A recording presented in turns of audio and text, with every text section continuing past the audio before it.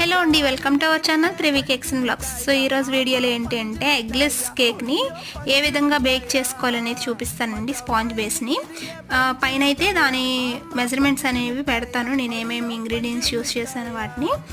తర్వాత మీకు ఇంకా అర్థం కాకపోతే మాత్రం ఖచ్చితంగా కింద ట్యాగ్ చేస్తానండి ఫుల్ వీడియో అనేది, అందులో వెళ్ళి చూసేసేయండి. ఖచ్చితంగా మీకు బాగా అర్థమయ్యేటట్టు చెప్పాను. సో ఇప్పుడు నుండి ఒక్కొక్క రెసిపీస్ అనేది మీతో షేర్ చేసుకుంటానండి. ఇంకా ఏమైనా బేకింగ్ గురించి డౌట్స్ ఉంటే కనుక నాకు కామెంట్ సెక్షన్లో అడగండి.